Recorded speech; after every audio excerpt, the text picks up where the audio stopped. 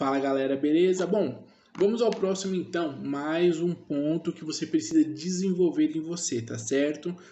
Lembrando, tudo isso daqui é para você fazer uma alta reflexão, para você mudar e melhorar sua postura, tá? Como indivíduo e como educador social, tá? Isso daqui quebra muitos problemas na gente, fazer todas essas reflexões, tá? Fazer essas reflexões é positivo, tá?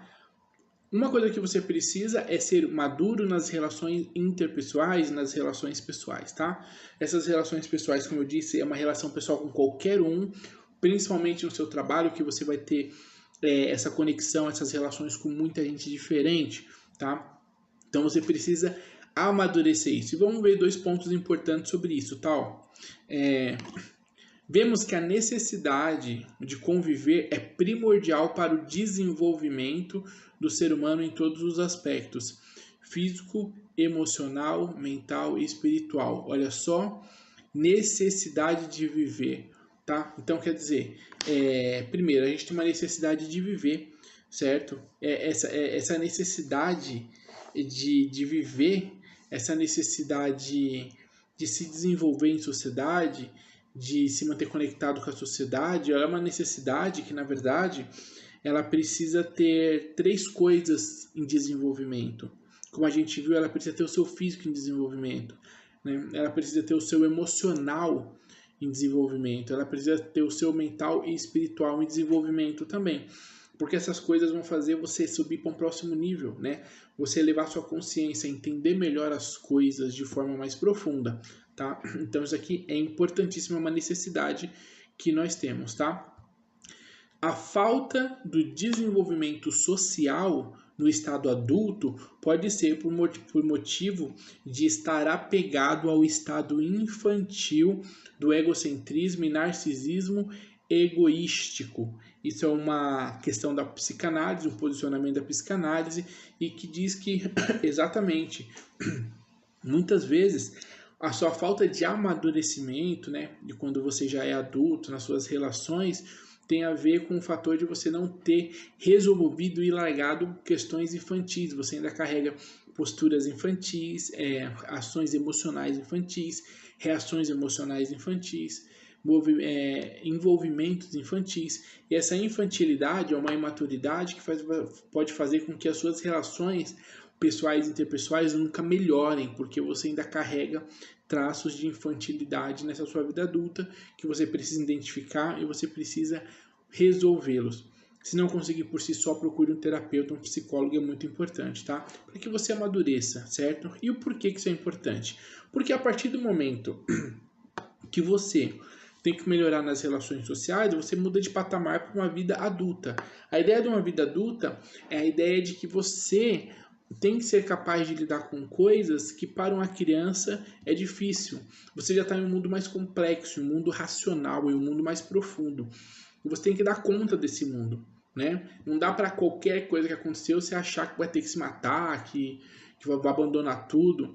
Muitas vezes são coisas mais simples, mas pelo desequilíbrio e a falta de maturidade emocional e de experiência emocional, muitas vezes nós somos derrubados. Então é interessante você entender isso. E tem um conto muito legal, né? Uma situação onde é para fazer você pensar, né? Olha lá, no conto sobre a briga entre duas crianças querendo urso, quem vai resolver é o adulto, é você. Sabe por quê? Porque os dois querem o urso. Olha que interessante, os dois querem o urso, os dois são crianças. Os dois não têm capacidade emocional, relacional, social e nem capacidade individual de decidir sobre o urso. Os dois querem o urso a qualquer custo, os dois estão exercendo uma vontade sem racionalidade. Quem que vai resolver isso? Você, o adulto. Primeiro, porque você não quer o urso, você não tem interesse naquilo. Então você pode mediar de forma mais neutra até chegar numa situação ok. Então você é a pessoa que tem que se distinguir da criança, distinguir do adolescente, distinguir de um público que não tem a mesma capacidade de administrar pontos da sua vida como você deve ter, né? Então isso aqui é muito interessante, que você tem que se colocar sempre nesse lugar. Você é o adulto que vai resolver a história do urso, que vai resolver o dilema do urso. Afinal de contas, quem vai brincar com o urso, certo? O adulto vai dar várias resoluções de problema, é essa pessoa que é matura emocionalmente e ela tem um amadurecimento nas relações interpessoais. Então ela precisa sair da condição de criança e precisa sair da condição de adolescente, certo? Precisa ser um adulto formado mentalmente, psiquicamente, para que ele execute essas pontuações, tá? Então isso é muito importante, você precisa ser maduro nas suas relações interpessoais. Próximo ponto é estar aberto e a aprender, né? Então, assim, uma coisa muito interessante que acontece é que a maioria dos educadores não estão abertos a aprender. Eu vou dar um dado para vocês importante aqui, tá? Eu estou fazendo esse curso, eu já fiz outros modelos desse curso, mais simples e tal, com outros esquemas, mas foram esquemas testando conteúdo, conhecendo, melhorando o conteúdo, trabalhando algumas pesquisas, né? Que é um conteúdo visto no mundo prático, na verdade, eu vejo muito na prática esse conteúdo acontecer, e a gente vai compilando e tal. Nessas aventuras, eu acabei fazendo vários cursos e construindo cursos para o meu público. Eu vou colocar três cursos que eu coloquei, que eu desenvolvi já, né?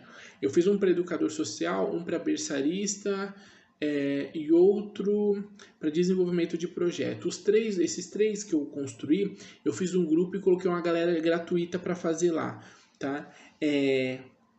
Eu posso chutar aqui, eu estou chutando bem pertinho, tá? Porque eu conheço mais ou menos os números. Juntando esses três cursos, deve ter juntado aí, ó, umas 100 pessoas nos grupos, tá? Eu juntando os três grupos, umas 100 pessoas. Dessas 100 pessoas, eu posso colocar com facilidade que terminou e recebeu o certificado de 3 a 4 pessoas. Então, o interesse das pessoas a absorver conhecimento, a melhorar sua capacidade de trabalho é muito pequena. Elas colocam como última prioridade, nem como prioridade, como último ponto a ser resolvido. E isso é complicado, porque olha só, imagina um conteúdo bacana, completo desses, ali de graça. Você só tem que acompanhar semanalmente e depois se responder algumas perguntinhas para você emitir um certificado. O pessoal entra, dá início e não vai nem até a metade, não finaliza os cursos, tá? Fora num grupo que eu tenho privado, né? Para educador social, no final desse curso eu vou te convidar para participar. É um grupo pago também, onde todo esse conteúdo e muito mais aparece lá. Toda semana eu solto conteúdo. Tem um monte de gente que paga e nem vê os conteúdos. E eu sei que não vê porque mostra pintadinho quando a pessoa viu e tem lá nas configurações quem acessou o conteúdo. Tem gente que paga e nem consome.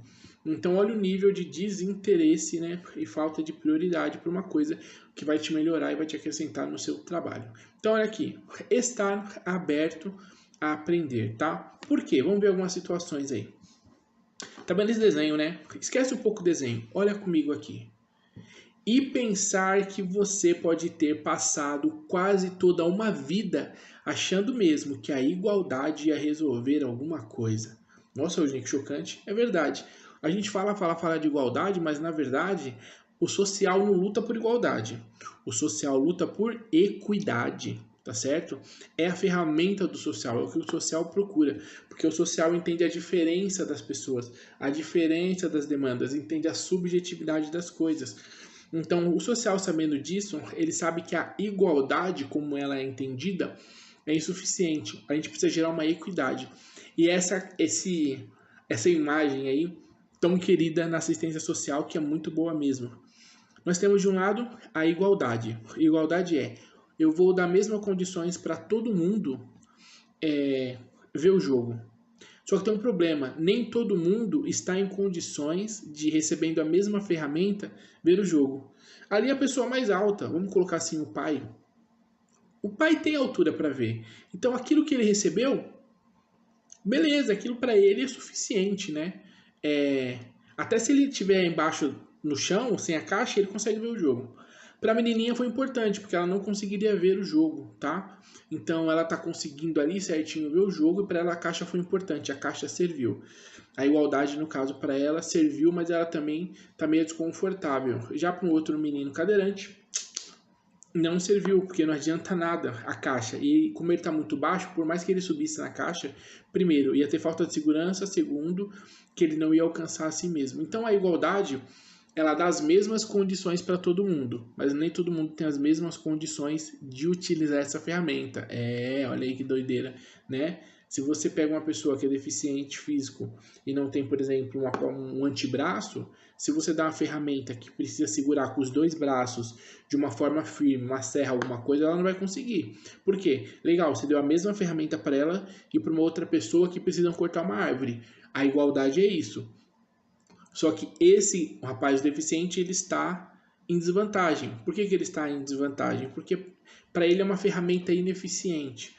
Então não adianta ter igualdade, você precisa trabalhar com a equidade. E é aí que nós entramos. Nós trabalhamos com equidade, tá? Equidade é o quê? É você dar as ferramentas necessárias, adequadas para cada um emergir, mudar de condição, tá? Então, o que o cadeirante, menino cadeirante precisava? Ele precisava de um esquema seguro que levasse ele até o nível necessário. Então ele conseguiu e dali para frente ele vai conseguir acompanhar.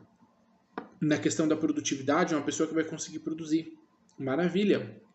A menina estava desconfortável ali, tá vendo? Quase não conseguindo ver. Agora ela ganhou 2 caixas, né? E essas 2 caixas, ela tá conseguindo ver o suficiente, tá muito legal. Agora resolveu. E o rapaz nunca precisou da caixa. Ele deu a caixa para a menina, tá ali de boa vendo o jogo, tá curtindo. E a equidade, você dá aquilo que é necessário segundo a necessidade daquele indivíduo. É isso que nós estamos vendo. Lógico, isso é uma coisa que muita gente não concorda, não gosta, mas isso é uma realidade, tá? Vidas de pessoas mudam quando a gente começa a trabalhar com pensamento em equidade, né? Esse pensamento de igualdade é um pensamento perigoso, né? Eu já ouvi isso em vários lugares onde causa verdadeiros desastres. Então você chega num lugar e fala assim, não, gente, todo mundo aqui é igual. Num serviço, por exemplo, de uma ONG. Todo mundo aqui é igual e vai ser assim para todo mundo. E aí você percebe que, na verdade, essa igualdade vai gerar um monte de conflitos. Porque cada um tem uma necessidade diferente. Existem necessidades que podem ser alinhadas. Bacana, todo mundo vai consumir, vai ter o mesmo direito, só que tem algumas outras necessidades que elas são diferentes. Por exemplo, existe na Constituição a questão da agressão, de agredir o outro, que é crime e tudo mais. Só que isso não é suficiente, por exemplo, para lidar com toda a cultura de homens que agridem as suas mulheres, as suas esposas. Então, assim, teve que se criar a igualdade da lei sobre agressão, é bacana, só que ela não está funcionando para aquele grupo específico. A necessidade daquele grupo é outra. Então foi criada uma necessidade mais específica. Por quê? Porque é uma necessidade diferente. Isso é equidade, certo? Isso é importante. Então a gente precisa estar aberto a aprender, porque às vezes a gente está olhando o mundo de uma forma, por exemplo, como uma forma de igualdade. A gente está olhando, achando que a igualdade é bonita, mas como a gente não desenvolve um pensamento, não abre a cabeça, não vai atrás, não aprende, não está disponível a aprender a ir atrás, a tua cabeça vai estar trabalhando errado, achando que está certa. Sendo, por exemplo, nesse quadro, que é uma coisa real, o mais correto mesmo é você trabalhar uma equidade entre as pessoas, certo? Isso é muito legal. Bom, vamos para esse terceiro aqui para encerrar. Olha que legal, né? Vocês precisam estar aberto, isso aqui é uma outra coisa legal, né? É meio que continuação daquele outro ponto. Você precisa estar aberto a mudar suas visões de mundo. Isso aqui é muito importante, né? Bom, primeira figura ali, né? Do pai e da mãe, existe uma criança e tem um olho do pai e um olho da mãe. O que é isso? É o pai e a mãe, a família, né? Seja lá de qual modelo for, a família, ela está dando para a criança a cultura. Quando a família ela dá a cultura para a criança e vai modelando a criança, o que a criança está fazendo? Ela está adquirindo uma lente da onde ela vai usar para ver o mundo. Ela está vendo o mundo, muitas vezes, no formato em que a família ensinou ela a ver o mundo, né? Da forma em que ensinou. É como se cada um tivesse dado um olho para ela ali, né? O pai ali dando o olho, a mãe dando o olho. Então a criança não está vendo com os próprios olhos dela, ela está vendo com os olhos dos outros, né? Então, se o pai enxerga a cultura, o futebol de modo X, ela vai ver de modo X também, que é o mesmo olho do pai, tá? Então, isso é para você entender que nós temos doutrinas e sistemas de cultura que nós vamos absorvendo desde pequeno. Isso não significa que é certo, não significa que é eficiente, não significa nem que é bom para você, tá? Então é interessante você entender isso. Você fala assim, opa, pera um pouquinho, né? Eu tenho que sair dessa zona de suposto conforto que eu tô aqui, porque pode ser que a forma que eu esteja vendo o mundo esteja meio errada, né? Como, por exemplo, a gente vai para a segunda figura. Tem um número aí no chão. Eu nem vou falar para você que número que é, que se eu perguntar para você, talvez você erre. Porque aqueles dois ali, ó, eles não estão entrando de acordo. Cada um tem uma visão de mundo, cada um vê o mundo de uma forma. Só que sabe qual é o interessante? Os dois estão certos. Um está olhando o número e está achando que é um 6. Porque na visão que ele está olhando, do ângulo que ele está olhando, da cultura, da forma que ele foi criado, é um 6 mesmo. Pô, é um 6 isso daqui. Do outro lado tem um cara falando, não, não, não. É um 9, eu tenho certeza absoluta. Isso é a sua certeza.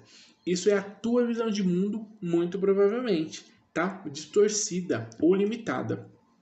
E ali o cara tá falando, é um 9. Por quê? A forma que ele foi criado, o tipo de visão que ele tem e aonde ele está, ele consegue enxergar aquele número como um 9, certo? Então, isso é interessante, porque essa outra figura, ela traz uma reflexão pra gente, primeiro, de que não é que você vai mudar todas as coisas, todas as formas de ver o mundo, mas você vai refinar e tentar entender de uma forma mais real, de uma forma mais de fato. Você vai tentar entender de uma forma mais complexa, mais profunda as questões. E por isso que você está nesse curso. É por isso que você está nesse curso, para você refinar esse teu conhecimento, refinar essa tua capacidade intelectual de trabalho, certo? E essa figura mostra muito pra gente, é pra gente se alertar na questão seguinte, o quanto que a gente pode estar errado sobre uma visão de mundo, sobre uma forma em que a gente enxerga alguma coisa. Então é para você abrir o cadeado da tua mente e falar assim, não, agora eu tenho que me dispor a aprender, porque eu tenho muita coisa para refletir e pensar. E algumas coisas você vai refinar, vai melhorar, vai mudar. Outras não, outras vão só melhorar mesmo, né? Então isso é importante. E por último, a figura do copo, né? Existem duas pessoas, vamos dizer assim, né? Uma figura muito filosófica, é usada em aula de filosofia, né? Que é o copo. Os dois copos têm água na metade, né? A minha caveira aqui não tá, na metade. Se você perguntar assim, se você olhar para um copo igual aquele dali, e ele tem metade de água, eu vou perguntar para você assim, ele tá meio cheio ou meio vazio? A gente tem as pessoas que são os pessimistas, né? Eles vão olhar e vão falar, nossa, tá meio vazio. Por quê? Porque para eles tinha que estar cheio, né? Para eles aquilo não é suficiente, certo? E tem gente que vai falar, tá meio cheio. Por quê? Porque não tinha nada antes disso. Meio cheio já é alguma coisa, já é um volume, já é uma conquista. Tá meio cheio, cara, que legal. Pessoas positivas, né? O que isso é importante pra gente? Você entender que as formas em que nós enxergamos as coisas podem ser e são moldadas pela nossa cultura, pela nossa família, pela região que a gente mora, por tudo que nos cerca. E não dá para ficar refém disso. Como eu disse, a ideia não é mudar tudo na sua cabeça, mas é refinar alguns pensamentos e mudar alguns outros, certo? E melhorar alguns outros, né? Potencializar. Então a gente sempre tem essas ideias. Então, essas ideias aqui, elas servem, todas essas 5, né, que a gente viu aqui, elas servem para um fator extremamente importante, certo? Elas servem, que são essas 5 aí, para você melhorar, refinar e mudar alguns valores, tá? Para que você tenha uma sensibilidade melhor de trabalho, de produtividade, de desenvolvimento do seu objetivo como educador social da assistência social. Beleza? Bom, vamos ver qual é o próximo conteúdo. O próximo conteúdo vai ser legal, vou deixar para o próximo vídeo. Vai ser top. Vem comigo. Vem aqui embaixo se tem conteúdo, que deve ter, tá? Para você responder, se tem atividade e tal. E vamos para o próximo vídeo. Uma coisa, nunca sai antes do vídeo, hein? Pode ter recado. A apostila do curso só no final do curso. Tem que ralar. Foco e desenvolvimento. Você precisa fazer todo o curso, responder as perguntas e no final eu vou liberar a apostila para você. Top, tá bom? Então, vem comigo e até o próximo vídeo, até a próxima aula.